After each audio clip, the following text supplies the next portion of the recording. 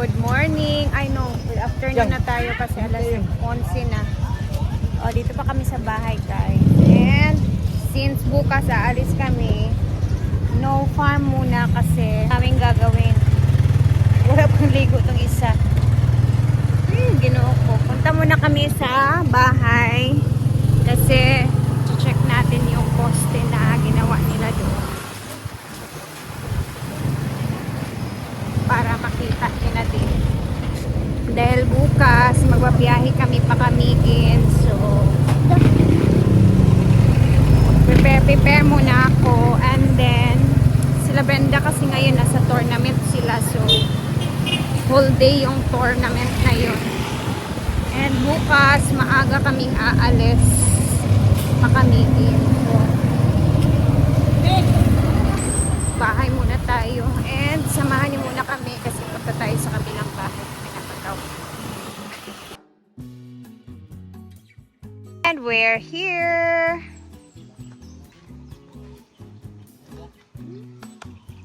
Kasama natin ang bata. Ayan. So, eto na nga tayo, no? Dito agi pikas.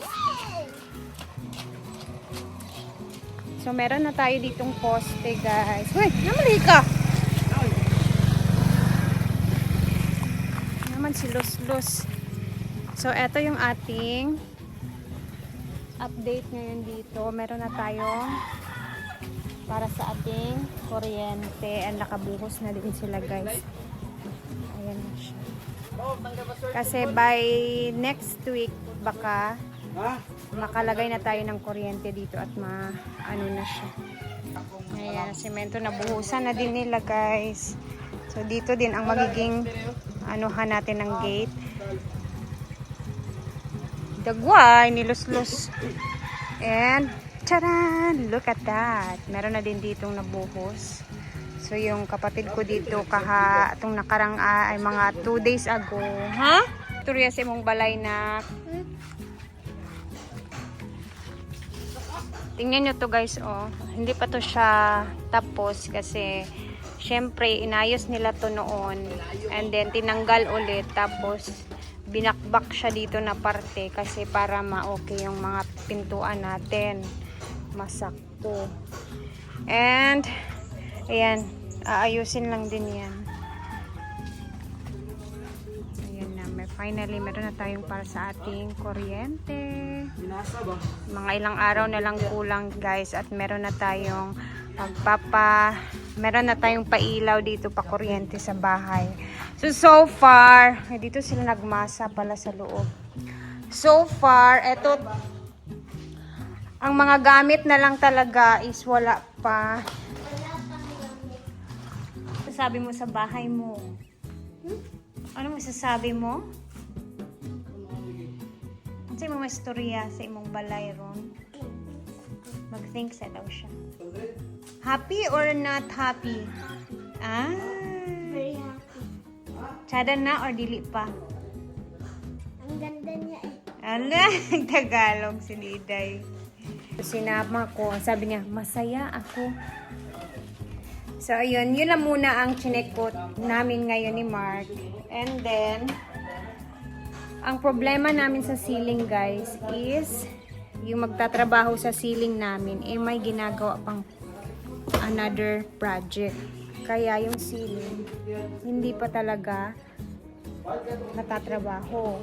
So, ang iniisip ko ngayon is baka kumuha na lang kami ni Mark ng ibang magtatrabaho nun kasi baka matagalan siya. And ang akin kasi, guys, is baka ayoko magamit yung pera. Ganun ba? Ayokong baka magamit namin yung budget tuloy para sa ceiling eh. Tapos baka matagalan, ganun ba? Yun yung iniisip ko kasi sayang naman, sayang siya. Kaya gusto ko siyang madaliin habang meron ng nakalaan sa kanya na budget.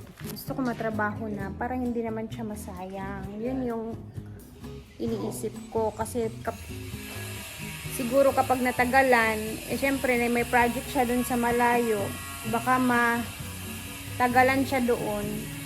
naku, baka magamit namin yung pera ba? Yun yung iniisip ko. So actually, okay naman na napilidos naman na siya. Yung akin lang yung magtatrabaho ba, tapos yung sayang ba, sayang yung budget, baka magamit namin sa ibang ano. Alam niyo naman, pag meron tayong hawak, minsan nadudukot-dukot na natin. Kaya yun yung iniisip ko na sana matrabaho na para hindi masayang yung budget na nakalaan at hindi magamit sa iba. Yun yung iniisip ko talaga. So, ang design namin dito guys is ang design sa ceiling dito guys is yung parang pa-square yung sa gitna, tapos PVC yung ilalagay namin, PVC ceiling, tapos yung body frame niya is Hardiflex, no? Hardiflex. And then, ganun din dito sa my kitchen area. Yung frame niya, Hardiflex. Tapos, yung sa may gitna din na PVC. Yung style na gagawin. And then, grabe yung mga ano ba, tawag ano eh? Mga gusto sa buhay. And dito tayo sa parang ano siya, hallway papunta ng CR. Pero, yan, dito papunta doon pa straight siya. Gusto ko naka-PVC siya. Pero parehan lang yung kulay ng PVC. I mean, and abangan nila lang kung ano yung kulay ng ating PVC guys, kasi maghahanap tayo ng affordable. Yung PVC lang muna yung hindi pa namin naaano ni Mark kasi hahanapin pa namin siya. Maghahanap kami ng medyo mura-mura na yung affordable lang na affordable tapos makakamura kami. Since yung Hardiflex at may iba nga friend. Okay ba yung gypsum board guys? Kasi may mga ceiling kasi na baga din na siya. Kasi may mga ceiling kasi na like plywood, ilagay mo na madali siyang gakapiko siya sa kainit na, tapos ano siya guys kanang parang madali siyang nasisira ba. So dapat pulido na siya yung frame na gagawin, di ba? Tapos ayan na nga yung itsura na. Ha? Ah? Istorya das simbol kapon diri. Si? Nga naman.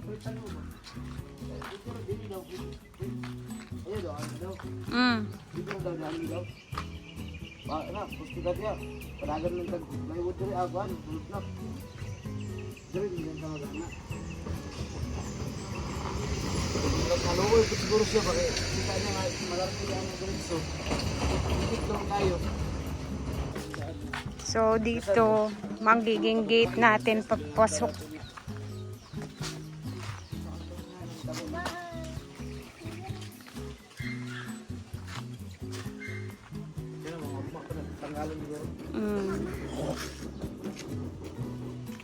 Wa pa si kabilyo lagi. Okay. Pero may gulo. So mga first week meron na tayong pailaw dito, may kuryente na tayo, so hindi na tayo mahihirapan dito makikonek sa kapitbahay para sa mga trabaho naman sa loob ng bahay. You guys, na-realize ko kapag na-realize ko ba ang dami mo palang pipirmahan kapag papakabit ka ng ilaw, bagong building, ganun ba? Dami. Grabe, ang kapal ng pinirmahan namin ni Mark. Sobrang daming papeles. Doon na lahat yung sa building permit, lahat-lahat na. Siyempre, may mga natutunan din kami dito sa pagpagawa ng bahay na to. Naibata nga na nilhig. Anak diday, pagtunong panilhig kay ikaw man manilhig dari ugma. Nanay mo magpuyo na kadani diday ha. So, nung mga nakang araw, medyo na-stress kami ni Mark kasi nga yung sa ceiling ba. Kasi yung gusto ko talaga sa ceiling matrabaho na. Itong isa, na-stress sa kamalditahan ko. So, inaaway na naman inaaway na naman ako at nag-aaway na naman kami. Ilang ulit na kami nag-aaway dito sa bahay na to. Simula ba nung pinapagawa kayo? Ano masasabi mo, Beb, sa mga struggle natin na mga desisyon sa bahay? Worth it. Ayan guys, nagkabutis-butas na nga yun. Ba't hindi ka nag-block ngayon? Ding, igang. Wala, huwag ka masyadong magpa-stress, Beb, kasi baka pumayat ka. Komportable ako dito. Ayun lang. Kung ayaw niyo, hindi mo. Komportable. Galit na naman siya guys. So, ganun kami as in. Mga ilang araw ko na siyang kinukulit kasi nga namumblema din yan siya ano namin, sa ceiling. Kasi nga, yung gusto ko, matrabaho na siya. Kasi, ayoko nga maubos yung pera, baka madukot-dukot namin ba at makulangan siya. Yung gusto ko, matrabaho na siya. So, na-stress siya kasi nga, kinukulit ko yan siya guys dahil sa ceiling and yung ano kasi nga wala siya magagawa. Wala pa nga yung tao na magtatrabaho na nakausap namin dito and nagpididos din mismo kasi syempre yung ano natin, usapan natin, Beb, is siya talaga yung ipapatrabaho natin dito ba. So, since kami naman dito naman sa bahay kasi alam niyo naman na hindi naman talaga siya araw-araw and then alam naman namin na yung mga trabahante namin na nakukuha dito syempre naghahanap din sila ng trabaho ba. So, yun yung kinukulit ko siya kaya minsan nag-aaway kami. May mga awayan talagang nangyayari pero so far pag ano naman namin nalampasan na tawa na lang. Ganun naman ang buhay. Diba? Lang muna ang ating update dito guys. And then medyo mabibisi ako ngayon kasi dami kong gagawin. May mga hahanapin ako. And sa bahay na muna talaga tayo kasi bukas magbabiyahe kami. And yun lang, nasasayangan ako sa oras ba. Gusto ko may ano na siya. May trabaho na ang ginagawa dito. Since meron naman na tayong pang-budget doon. No? So, hanggang dito na muna. And later, baka makapag-upload pa ako sa mga errands na gagawin ko at mga trabaho ngayon na gagawin ko. And then bukas, magbabiyahe tayo, pakamigin naman. So, thank you guys for always watching. Pasensya na talaga muna at hindi pa talaga siya natatrabaho dahil syempre kailangan nating antayin yung magtatrabaho. Pero may second option kaming gagawin ni Mark dito. So, ayan, yan yung abangan natin next. So, hanggang dito na muna. God bless everyone. Mag-ingat tayo ni lahat. And see you sa ating mga next upload. Bye!